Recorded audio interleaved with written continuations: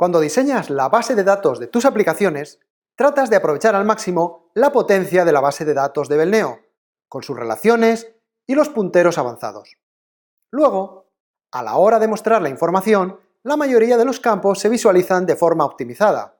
Sin embargo, en las rejillas el uso de punteros avanzados o fórmulas complejas llega a penalizar la usabilidad de la aplicación, ya que bloquea la interfaz dando sensación de lentitud. Esta sensación es más notable si estamos en el cloud. ¿Te gustaría como programador poder usar los punteros avanzados y fórmulas complejas en las rejillas y rejillas avanzadas sin que penalicen la interfaz? Sí, ¿verdad? Si alguna vez has pensado que esto fuese posible, permanece atento a lo que te voy a contar a continuación porque estoy convencido que te va a interesar. Visualizar punteros avanzados en rejillas requería programación. Por ejemplo, los datos obtenidos a través de un singular de plural se podían actualizar en el maestro para visualizarlos directamente en la rejilla. Los datos de un hermano contiguo se almacenaban en el registro contiguo para evitar su lectura. Los datos de punteros indirectos también se podían almacenar para acelerar su visualización. En definitiva, más campos, datos duplicados, actualizaciones adicionales y mucha precaución a la hora de programar su visualización.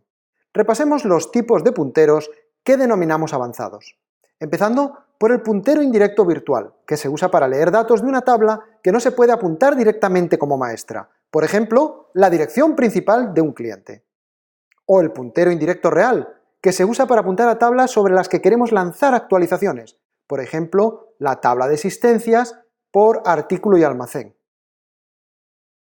El puntero singular de plural por posición se usa para poder apuntar a un plural concreto, por ejemplo, la última línea de un pedido, para numerar sus líneas.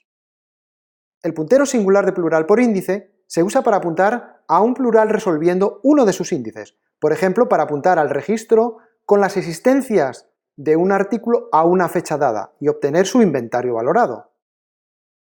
Y también los punteros hermanos contiguos, anterior y posterior, que se usan para poder apuntar a registros contiguos de mi misma tabla, por ejemplo, el apunte anterior o siguiente de una cuenta.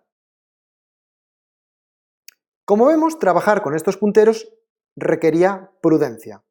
Pero no solo había que tener precaución con los punteros avanzados que acabamos de repasar. En las fórmulas de columna de una rejilla, había que tratar de evitar el uso de punteros de maestros en diferentes niveles, en 2 o más niveles. También había que tener cuidado con el uso de campos objeto fórmula dinámica, que requerían cálculo cuando se usaban. Y por supuesto, no podíamos abusar de llamadas a funciones con tiempos de cálculo elevados o que hagan llamadas al servidor.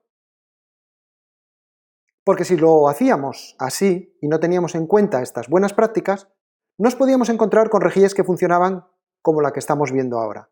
Estamos viendo VRP trabajando sobre 20.000 pedidos en cloud y como vemos, el cursor está permanentemente bloqueado para el usuario que no puede manejar de forma cómoda e interactiva la interfaz.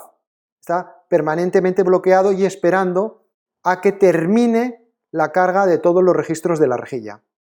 Esto que estamos viendo es una ejecución de VRP con Belneo 26, pero con la rejilla tal cual estaba programada en la versión 25.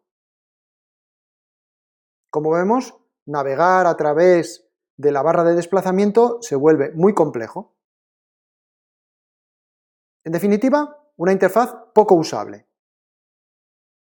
Ahora estamos viendo la misma rejilla de VRP con sus 20.000 pedidos ejecutados también en cloud. Sí, en cloud.